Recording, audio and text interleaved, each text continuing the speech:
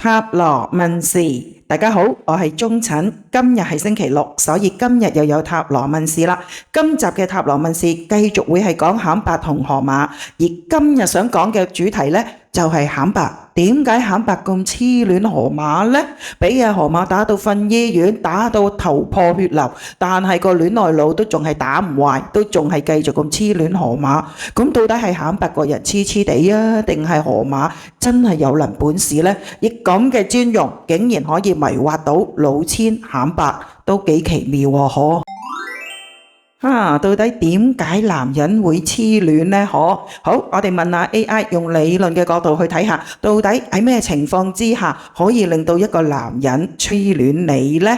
就係一，缺乏關愛同認可。係啊，坎伯一條友死咗個老婆10年，確實缺乏關愛同認可。第二，性需求得不到滿足，梗係啦，守寡咗10年啊嘛。第三，情感上空虛，梗係啦，如果唔空虛都唔使日日走去踎下報紙檔，走去揾街坊吹水咁單調啦。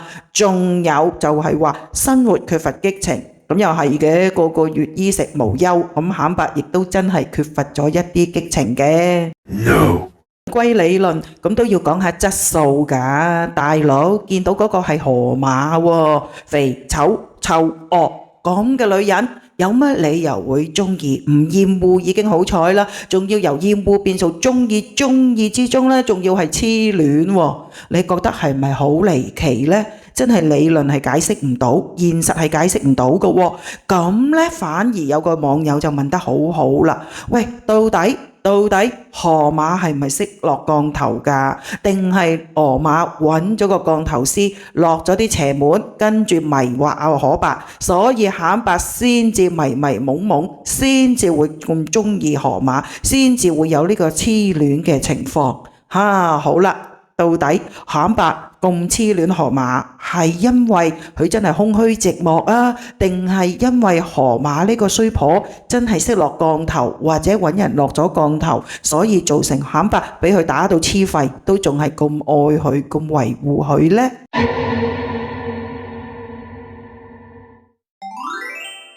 所以今日嘅塔羅問事呢，就想問一問一題：河馬到底係唔係真係識落降頭？而坎伯亦都係唔係因為真係中咗降頭，所以先至咁痴戀河馬呢？嗱，大家可能又話：喂，鍾診乜你又咁迷信啊？推崇迷信喎，唔啱喎。但我喺度又要講一聲，真係呢個世界係有第二度空間㗎嘛，亦都真係有降頭嘅存在㗎噃。只不過你有冇俾人落到，或者有幾多人真係識得落降頭咁解啫？嗱，我哋又傾一傾啊，用 AI 問一問啦，到底如果真係落咗降頭，到底被落降頭嗰個人會有啲咩症狀啊？嗱，第一個症狀就係情緒低落、焦慮、恐慌，跟住會疑神疑鬼、被害妄想。啱啊，坎伯成日都話俾啲黑粉追趕嚇㗎嘛。仲有呢，就係話注意力不集中、記憶力減退。仲啊，坎伯咪老下滑咯。仲有性格改變、行為怪異。仲啊，如果唔係性格改變咗，坎伯唔會咁鹹濕㗎。仲有呢，佢仲帶住支殺蟲水周街行喎。仲有坎伯話自己係江湖人士，呢啲顯然就係佢嘅幻覺同幻聽啦。所以呢，坎伯真係好有機會中咗降頭，而且仲有就係其他症狀上高，經濟狀況出現問題，呢個先至中得最緊要啊！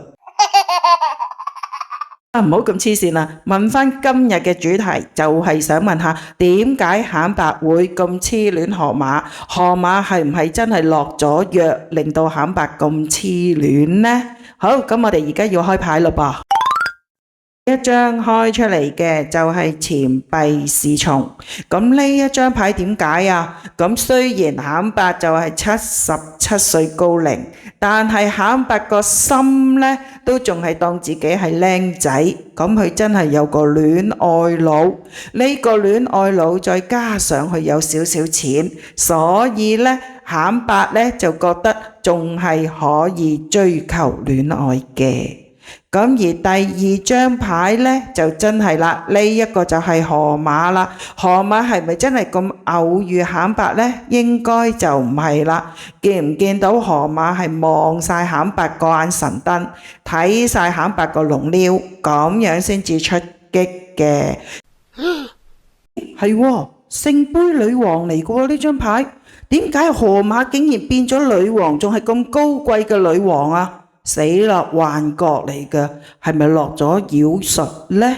好啦，第三張牌開出嚟嘅就係聖杯國王，聖杯皇后對聖杯國王，顯然顯伯就係中咗伏啦，落咗河馬嘅局啦，所以搭咗河馬隻船啦。嗱，至於呢一張聖杯國王嚟睇呢，顯伯係有少少落咗迷魂陣嘅，但係佢亦都有少少關乎因為自己嘅孤獨。哇！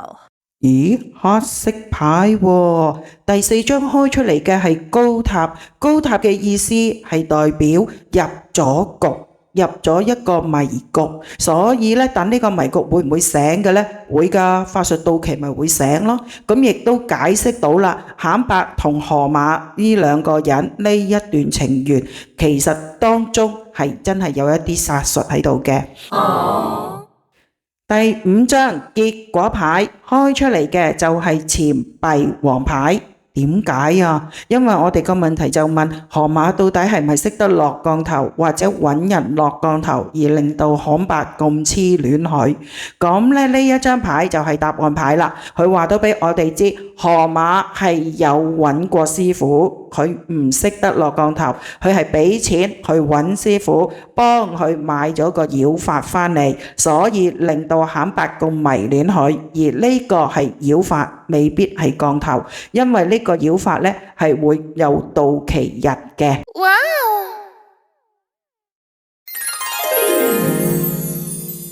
今日嘅塔羅開示，如果問喂，顯伯點解會咁痴戀河馬嘅？河馬係咪真係識得落降頭啊？定係揾人落咗顯伯降頭，所以令到顯伯咁痴戀佢呢？嗱，咁今日嘅塔羅開示呢個牌陣呢，因為頭尾兩張牌就係光明牌嚟嘅，又唔係啲咩黑魔法、黑巫術，所以呢應該就算係出蠱惑呢，都應該唔係降頭咁惡毒嘅。咁仲有呢，因為頭尾兩張牌都係錢幣牌，所以應該呢就係河馬用錢請師傅做咗一啲法術，令到顯伯咁痴戀佢。